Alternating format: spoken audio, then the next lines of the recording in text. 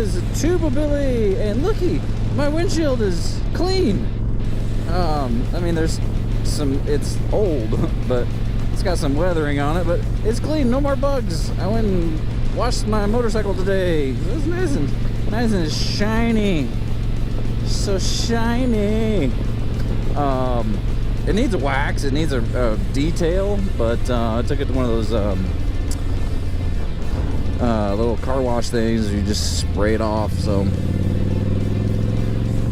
got the top layer of grime off. Need some elbow grease. Need some scrubbing to really get her clean. But at least I got all the bugs off. Because man, my windshield was pretty nasty. For $5, I got like a little over 12 minutes of wash time, which I really didn't need at all.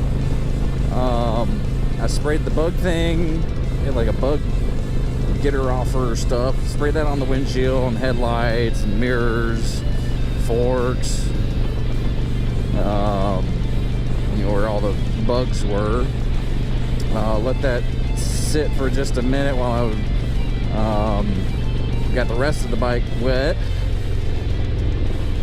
and then did the soap, sprayed it off with a high pressure, and then I did a tri foam something or other.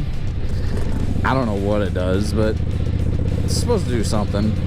So spray that on, then did a high power rinse, and then I did a spot free rinse, which I guess it's supposed to be purified water. It's supposed to not have spots, which, I mean, looking at the mirrors, I don't see a few spots, but not many. Paint job, I mean, not really spots. What are you waiting for? Hello? I mean, now there's a semi coming, but all right, go. I mean, 4 of us could have gone.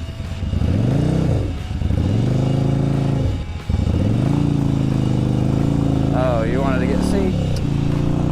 You want to get in that lane then. Anyway. But one of these days when I'm gonna have time, never, I can actually, do some detailing on this puppy.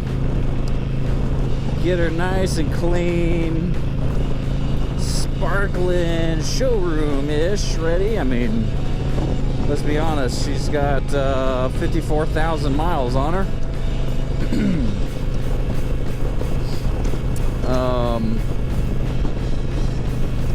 Yeah, so she's gonna have some dings and nicks and a little bit of wear and tear, but I mean, gosh, she still looks good for a girl her age. I mean, it's 2004. This is 2004 Yamaha V-Star 1100 Classic. And I mean, it works. It's working for me. Other than some wear and tear stuff, it's been great. Some of the major things I've had done, the fork seal broke at some point. I don't know if I hit something. This was a couple years ago, but I had to pay to get that done because that was one thing I didn't feel comfortable doing because everything had to be perfectly lined up. The biggest thing I've done is the starter clutch. Not the starter itself, but the clutch on the inside. That apparently failed. And so I'd hit the starter button and it would just bzz, bzz, like the starter would just spin. But the clutch in there went bad. And that was expensive because it's a bearing and a clutch, and it's insane. But apparently that's a weak point in these Yamahas. The later stuff, the replacement stuff, is actually better. So hopefully that won't happen again. Let's see, what else have I had done? Of course, new tires. had 3 pairs of new tires on this thing because of all the miles. Gosh, other than that, the clutch. Man, this clutch gave me some headaches for a little while. So, soon after I got it, the clutch started to slip, like, especially when I gave it full throttle, you know, max wrist. Instead of just going, the RPMs would just bzzz, and it would slowly get up to the speed where I'm going while the clutch is spinning. So I was like, that's not good. So took it to the shop, had them put on a new clutch, and then within 100 miles it burned out again and like completely left me stranded on this road. I'm just going, then all of a sudden my RPM's just pegged, redlined, and I'm losing all power. I had no gears at all. So that was not fun. So took it back. They graciously said they would fix it again since it had only been 100 miles and there's no reason it should have failed. I don't go crazy on this thing. And so then the next one they put on, and it burned out in a day. I was like, what in the world? So they had it for a while after that, and turns out they were putting an aftermarket clutch kit on there, which the tolerances were slightly off from the OEM Yamaha clutch. Just, I mean, we're talking like fractions of a millimeter, but that little bit was just enough to make the clutch spin constantly, so it never fully engaged. The dude did some research, got on some expert forums and stuff like that, and he finally put on the OEM clutch, and it has been strong ever since. I mean, I can give it full throttle now, and man, it doesn't slip at all.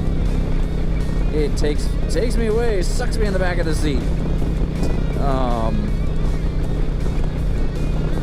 But other than that, I mean, this thing has been awesome,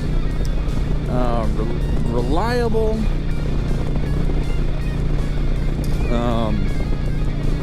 I mean, yeah, I love it. I'm hoping I can, you know, keep it maintained and keep it going for much longer. I mean, it's got 54,000 miles on it. There's no telling how long this sucker will go. So, but anyway, let me know what you think, what you ride, and you know, what repairs you've had done, if you did it yourself or if you paid somebody to do it. Some of the things I paid somebody to do because I don't have the time to fool with that. I've tried to do some stuff on my own, like oil changes I do on my own. It's a pain in the butt because on these you got to take the whole tailpipe off. Well, the floorboard, the brake, the tailpipe, and then you can get the cover that has the oil filter behind it. Kind of dumb engineering, but, you know, well.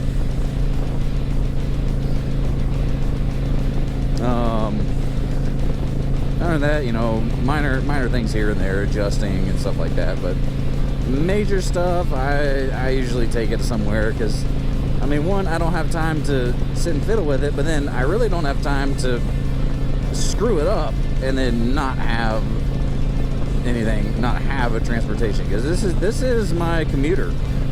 I'm on this day after day after day, rain or shine. Speaking of, it's supposed to rain tomorrow. Yuck, and it's gonna be cool. So, not looking forward to that. So anyway, please be excellent to each other. Tuba Billy signing out. God be with you till we meet again.